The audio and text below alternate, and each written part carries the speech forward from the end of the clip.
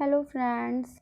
जैसे कि previous lecture में हमने सॉम का एक चैप्टर था थ्योरीज ऑफ फेलियर, उसको हमने ऑलमोस्ट रिवाइज कर लिया था। ठीक है, तो कल हमने बोला था कि हम शुरू करेंगे नेक्स्ट चैप्टर जो कि हमारा कंबाइंड स्ट्रेसेस है। ओके, तो आज कंबाइंड स्ट्रेस, उसके बाद एक चैप्टर में भी और होगा।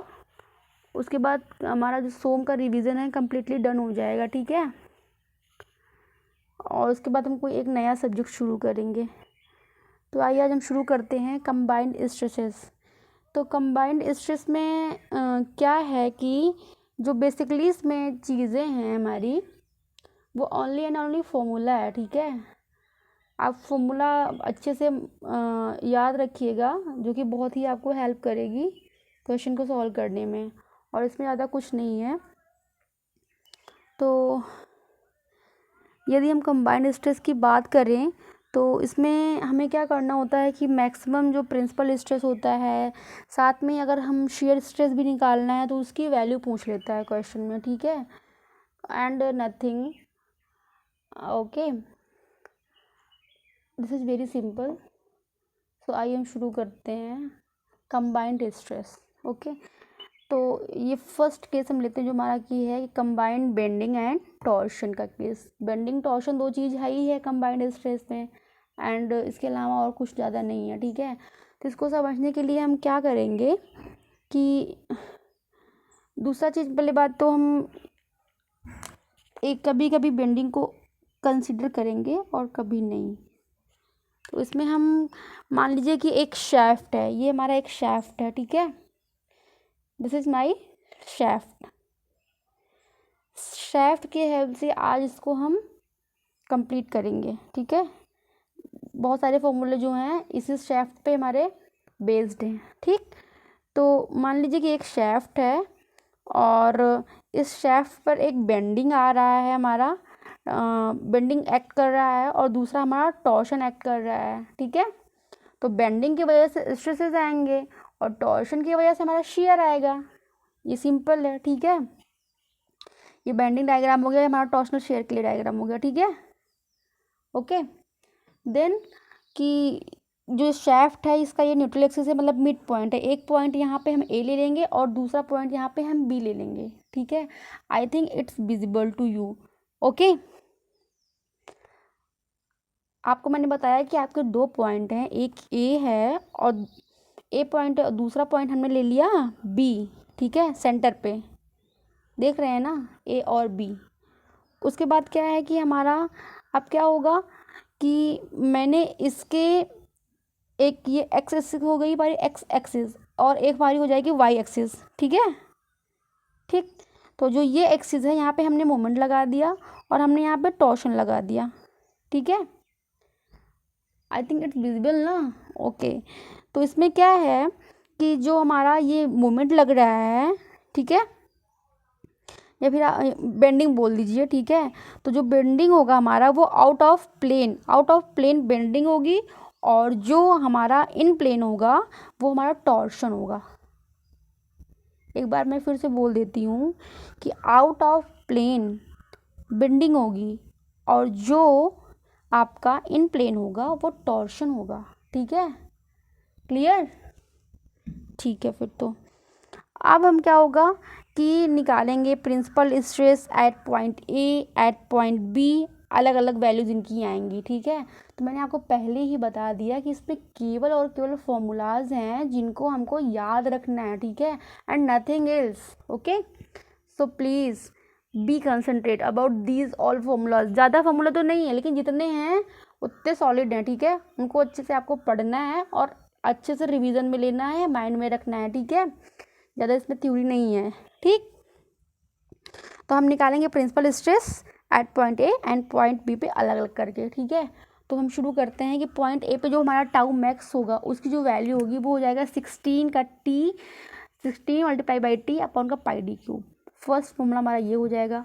और पॉइंट ए पे ही सिग्मा मैक्स की जो वैल्यू होगी, ये शियर मैक्सिमम शियर है, ये मैक्सिमम स्ट्रेस है। ठीक है, तो क्या हो जाएगा 32m डिवाइड बाई का पाई डी क्यूब, दूसरा फॉर्मूला हमारा होगा। ठीक है, उसके बाद पॉइंट बी पे बात कर रहा है यहाँ पे, ठीक है। For point B tau X Y की जो वैल्यू हो जाएगी वो हो जाएगा -16t divide by pi D cube. Okay, अब हम बात करते हैं, ये तो हमारा स्ट्रेस और शेयर स्ट्रेस की बात हो गई, यहाँ स्ट्रेस और शेयर स्ट्रेस की बात हो गई हमारी। अब हम बात करेंगे प्रिंसिपल स्ट्रेसेस की एट पॉइंट ए पे, ठीक है। तो सिग्मा मैक्स और सिग्मा मिनिमम, ठीक है। तो इसकी जो वैल्यू है 16t pi D cube in bracket m plus minus under root m square plus T square bracket close. Okay, और अप्लाई कब होता है कि apply when movement and torsion both work. देख रहे हैं ना कि यहाँ पे मूवमेंट भी है और टॉर्शन भी है, दोनों टर्म आ रहे हैं ना। तो ये अप्लाई तभी होगा जब हमारे इसमें मूवमेंट और टॉर्शन शॉप पे वर्क कर रहे हैं या एक्ट कर रहे हैं साथ साथ, तब ये हम फॉर्मूला यूज़ करेंगे, ठीक है। आई थिंक इट्स विजिबल, हाँ। Sigma max by sigma min is equal to 16t pi D cube in bracket, यहाँ पे movement plus minus under root m square plus T square, ठीक है। आई होप क्लियर हो गया होगा आपको, ठीक है।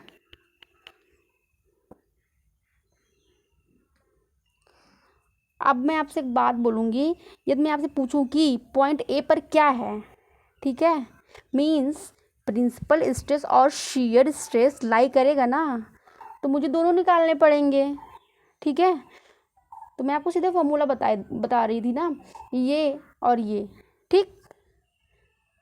तो जो हमारा जो सेकंड फॉर्मूला होगा, ये तो फर्स्ट हो गया हमारा, जो हमारा सेकंड फॉर्मूला होगा, आपने समझा है मैंने क्या बोला? मैंने बोला यदि पॉइंट ए पर मीन्स अगर पॉइंट ए पर क्या लग रहा है, मैंने पूछा क्वेश्चन पॉइंट ए पर क्या है, ठीक है, मीन्स प्रिंसिपल स्ट्रेस और शियर दोनों लाई करेगा, तो मुझे दोनों निकालने पड़ेंगे, ठीक है। ये सिंपल है, प्रिंसिपल स्ट्रेस और शेयर स्ट्रेस दोनों काम कर रहे हैं ना, यहाँ पर टॉर्शन भी लग रहा है, बेंडिंग भी लग रही है, तो वही ए पॉइंट पर हमने दोनों फॉर्मूलों को निकाला है। तो टाउ मैक्स जो हो जाएगा 16t pi D cube in bracket m square plus T square, ठीक है।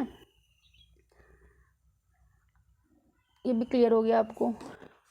उसके बाद हम क्या करेंगे कि एक पॉइंट बी पे प्रिंसिपल स्ट्रेस निकालेंगे एट पॉइंट बी, तो उसका फॉर्मूला हमारा हो जाएगा sigma max divide by sigma min is equal to plus minus 16t pi D cube. Okay, उसके बाद क्या है कि नेक्स्ट हमारा क्या होगा कि अब हम अपना इक्विवेलेंट टॉर्क की भी वैल्यू इजीली निकाल सकते हैं ना, ठीक है। तो अब हम अलग अलग equivalent torque and equivalent movement की वैल्यू लिखेंगे। ओके, ऑलरेडी मैंने लिख रखा है बट बताएंगे, ठीक है। तो और पहले हम इसको बताते हैं आपको कि इसे हमको निकालना है कि इक्विवेलेंट मूवमेंट फर्स्ट, तो उसमें क्या हो जाएगा m is equal to half in bracket m plus minus under root m square plus का टी स्क्वायर। ये हमारा हो जाएगा फॉर्मूला किसके लिए? इक्विवेलेंट टॉर्क के लिए, सॉरी इक्विवेलेंट मूवमेंट के लिए। तो इक्विवेलेंट टॉर्क का जो फॉर्मूला हमारा होगा वो हो जाएगा टी ई इक्विवेलेंट। यहाँ पे मैंने मूवमेंट की बात की तो यहाँ पे एम ई आ गया, मैंने यहाँ पे टॉर्क की बात की तो यहाँ पे टी ई आ गया, तो under root m square plus का टी स्क्वायर, ठीक है। सिंपली आपको क्या करेगा कि इसकी वैल्यू दे दिया m की और आपको वैल्यू दे देगा एम ई की और आपसे बोलेगा कि t की वैल्यू फाइंड आउट करके बताइए, ठीक है, ठीक है। और हाँ, ये मत समझिएगा कि ये बहुत चैप्टर जो है छोटा है, ठीक है। तो चैप्टर छोटा होने पर मत जाइएगा, ये बहुत ही इम्पॉर्टेंट टॉपिक है कंबाइंड स्ट्रेस का, जो कि एग्ज़ाम्स में यहाँ से फॉर्मूला पूछ ही लेते हैं, ठीक है। 16t पाई डी क्यूब कई बार उस पर क्वेश्चन पूछा गया है, कई बार उस पर फॉर्मूला पूछा गया है, ठीक है। तो please don't be ignore this chapter and this is very important chapter, ठीक है। तो इसको आप अच्छे से रिवाइज कर लीजिएगा, ठीक है। डन, कंबाइंड स्ट्रेस डन हो गया हमारा। उसके बाद हमारा क्या है, नेक्स्ट एक आता है कर्ण, ठीक है। तो जब हम कर्ण की बात करेंगे, इसी में एक टॉपिक है, कर्ण बहुत छोटा है, ज़्यादा नहीं है, तो थोड़ा सा इससे पहले हम इंफॉर्मेशन ले लेंगे, उसके बाद हम शुरू करेंगे कर्ण की डेफिनेशंस कैसे क्या हैं, ठीक है। तो आगे हम बात कर लेते हैं कि अबाउट कर्ण। कर्ण से जो क्वेश्चन बनता है मेरा, ठीक है, वो ज़्यादातर बनता है सर्कुलर सेक्शन पे। सेक्शन तो बहुत सारे हैं हमारे, जैसे कि रेक्टेंगुलर है हमारा, आई सेक्शन हो गया, एक होता है हॉलो सेक्शन, लेकिन जो most of the questions put up होते हैं वो होता है सर्कुलर सेक्शन से, ठीक है। जैसे कि अब मैं पहले आपको ये डेफिनेशन बता दूं, और एक ओरली मैं आपको बताना चाहूँगी क्या होता है कर्ण, ठीक है। जैसे कि मान लीजिए कोई एक सर्कुलर सेक्शन है, मोटा मोटा एग्जाम्पल, ठीक है, एक कोई सर्कुलर सेक्शन है, तो उस सर्कल में वो एक ऐसा पॉइंट या फिर वो एक ऐसा जोन जहाँ पर हमारा कोई टेंशन फोर्स वर्क ना करता हो, ठीक है, या फिर कोई टेंशन रेनफोर्स वहाँ पे वर्क ना करता हो, तो उसको हम क्या बोल देते हैं, ठीक है, नो टेंशन जोन, या फिर कोई टेंशन वहाँ पे एक्ट नहीं कर रहा है, ठीक है। फिर से मैं बता रही हूँ आपको, जैसे मान लीजिए आपके सर्कुलर सेक्शन पर कोई एक ऐसा पॉइंट होगा, ठीक है, या एक ऐसा पॉइंट निकाला हमने, ठीक है, या फिर कोई जोन बोल रहा है, तो या फिर हमने कोई ऐसा जोन फाइंड आउट किया जिस पर नो टेंशन एक्ट कर रहा है, ठीक है, कोई टेंशन नहीं है वहाँ पे, कोई भी टेंशन वर्क नहीं कर रहा है, ठीक है। तो इसको हम क्या बोल देते हैं, इसी को हम बोलते हैं कर्ण, ठीक है, कर्ण ऑफ दैट सेक्शन, ठीक है। तो इसकी कुछ ना कुछ वैल्यूज़ होती हैं, कुछ ना कुछ उसका शेप होता है कर्ण का, मैं उसको आपको आगे बताऊंगी, पहले इसकी हम डेफिनेशन पढ़ लेते हैं, ठीक है। इसको हम रीड करेंगे अच्छे से, जिससे मैंने आपको पहले इंट्रोड्यूस करा दिया, तो उसको इससे क्या होगा कि आपको जो डेफिनेशन मैं बताऊंगी आपको उसमें कोई कंफ्यूजन नहीं होगी, ठीक है, क्योंकि हमने ऑलरेडी इसके बारे में बात कर रखा है, ठीक। तो कर्ण क्या है कि it is the area of cross section on which it compress loading occurs, then there will be no tension. मैंने बोला था ना कि वहाँ पे कोई टेंशन नहीं होगा, तो no tension anywhere on the entire cross section, ठीक है। तो क्रॉस सेक्शन तो बहुत टाइप्स के मैंने आपको बताया कि रेक्टेंगुलर, सर्कुलर और आई सेक्शन, और आपका एक है हॉलो सर्कुलर सेक्शन। तो when bending occurs due to axial force, ठीक है, इसी को हम क्रॉस सेक्शन का की पॉइंट मान ले रहे हैं, ठीक है। तो अब धीरे धीरे हम जो जितने भी वो हैं, मतलब कि वेरियस जो शेप्स हैं हमारे कर्ण फॉर वेरियस सेक्शंस, उसको हम देखेंगे। तो फर्स्ट जो हम ले लेते हैं हमारा है सर्कुलर सेक्शन, ठीक है। ये हमारा सर्कुलर सेक्शन है जिसका डायमीटर हमारा d है, और ये इसका जो है कर्ण है, यहाँ पे जो x में लिख रखा है, x की जो वैल्यू आएगी वो हो जाएगा हमारा d/4। तो यही वैल्यू आपसे एग्जाम में पूछ लेता है कि यहाँ पर मान लीजिए सर्कुलर सेक्शन है, तो वहाँ पर जो जितनी वैल्यू हम लेते हैं टेंशन जोन का वो कितना होता है d/4, ठीक है, नो टेंशन जोन का, ठीक है। Then kern of circular section is circular, ये भी ध्यान में रखना है, ये भी पूछता है। तो कैसा बना हमारा सर्कुलर, ये तो बना ये ना, ठीक है, कर्ण का। नेक्स्ट क्या है हमारा, नेक्स्ट क्या है कर्ण फॉर, ये तो पहली हेडिंग है, उसका सेकंड क्या है हमारा कि अगर हमारा रेक्टेंगुलर है शेप, ठीक है, तो उसमें कर्ण क्या होगा, यहाँ पे मान लीजिए इसका जो ये विड्थ है, डेप्थ है b है, और इसकी जो विड्थ है वो h है, देन इसका जो हो जाएगा वैल्यू x की यहाँ पे b/6 हो जाएगा, और इसके लिए h वाले केस में h/6 हो जाएगा, ठीक है। यहाँ पे नो टेंशन जोन है, बोलेगा नो टेंशन जोन की वैल्यू क्या हो जाएगी b/6, यहाँ से h/6, ठीक है। और इसमें शेप पूछेगा, तो शेप कैसा बना हुआ है हमारा, इसका स्क्वायर बना है ना,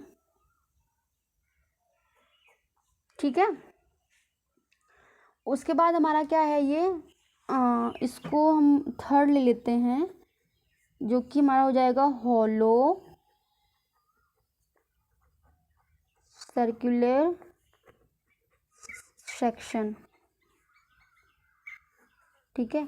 इसके केस में क्या है कि हमारा ये जो बड़ा वाला सर्कल है उसका जो डायमीटर है आउटर साइड का वो d है, कैपिटल D, और जो इनर साइड का डायमीटर है वो स्मॉल का d है, ठीक है। तो इसका बस ऐसे ही पूछता है डायरेक्टली कि डाया ऑफ कर्ण क्या होता है, ठीक है। तो तो इसमें क्या हो जाएगा, डी का स्क्वायर प्लस स्मॉल डी का स्क्वायर अपॉन का 4 आउटर डी, नॉट इनर। ये इंपॉर्टेंट, इसको ध्यान रखिएगा, कन्फ्यूजन होती है कि स्मॉल डी की कैपिटल डी है, तो प्लीज़ यहाँ पे ध्यान रखिएगा ये कैपिटल डी है, don't be confuse about this. Okay, I hope clear this.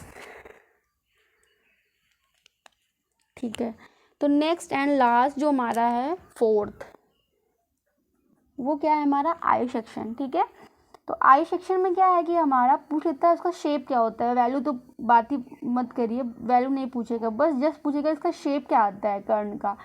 तो इसका जो शेप होगा हमारा क्या हो जाएगा, रोम्बस शेप। ठीक है, आई का एक बार हम जल्दी जल्दी रिवाइज कर लेते हैं कि हमारा अगर आई सेक्शन है तो उसका जो कर्ण का जो शेप होगा वो रोम्बस शेप में होगा। अगर हॉलो सर्कुलर सेक्शन है तो जो उसका शेप हमारा होगा वो हॉलो सर्कुलर ही रहेगा। ठीक है, और इन केस ऑफ रेक्टेंगुलर तो उसमें जो हमारा कर्ण का जो शेप आएगा वो हो जाएगा स्क्वायर। ठीक है यार, प्लीज़ मेरे फिगर पे मत जाना क्योंकि मेरे फिगर थोड़ा सा टेढ़े मेढ़े से बनते हैं, एग्जैक्टली नहीं बन पाते। ठीक है, मैं बहुत कोशिश करती हूँ बनाने का बट बन नहीं पाता, तो फिगर पे ज़्यादा ध्यान मत दीजिएगा। और उसके बाद एक हमारा है इधर, मैंने आपको बताया था कि सर्कुलर के लिए सर्कुलर ही बनेगा। ठीक है, तो 3 से 4 वैल्यूज़ हैं और जो शेप्स हैं आपको उसको माइंड में रखना है। और मैंने कल भी आपको वो बताया था थ्योरी ऑफ फेलियर के बारे में, तो उसमें भी यही पूछा है कि कौन सी थ्योरी कहाँ पे यूज़ है, किस थ्योरी को किस नाम से और जानते हैं, उनके फॉर्मूलाज क्या हैं और किस किस मटेरियल के लिए एप्लीकेबल है, कहाँ पे इसका यूज़ है। ठीक है, तो ज़्यादा उसमें कंफ्यूज होने की तो ज़रूरत है नहीं, मैंने सब कुछ अच्छे से क्लियर कर दिया है। बस क्या है, चीज़ों को आपको अलग अलग करके अच्छे से माइंड में रखना है, कन्फ्यूजन तो कहीं होनी ही नहीं है मेरी तरफ से। ठीक है, क्योंकि मैंने चीज़ों को बहुत अच्छे से क्लियर किया है। ठीक, तो इधर भी मैंने आपको अब मोस्ट ऑफ दिस सोम की जो चीज़ें हैं हम लोगों ने रिवाइज़ कर लिया है। ठीक है, तो इन बहुत ही अगर देखा जाए तो एक या एक से कम एक ही है जो चैप्टर हमारे बचे हुए हैं। ठीक है, और वो हमारा एक 2 से 3 टॉपिक होगा, शेयर सेंटर वगैरह है जो कि है ना, और हाँ उतना ही है। तो एक चैप्टर जो है उसको हम बाद में कवर कर लेंगे और सोम का आपका रिवीजन हो चुका है। ठीक है, तो प्लीज़ जैसा भी रहा हो आपका रिवीजन मेरे साथ, उसका रिस्पॉन्स दीजिए मुझे, कैसा है, सही था या नहीं। ठीक है, अगर उसमें कोई कमी है तो उसके बारे में मुझे बताइए प्लीज़, जिससे उसको मैं इम्प्रूव कर सकूँ इन नेक्स्ट वीडियो। ओके, ठीक है, फिर आज के लिए यहीं तक and thank you so much for watching this video. मिलते हैं आपसे नेक्स्ट वीडियो में। ओके।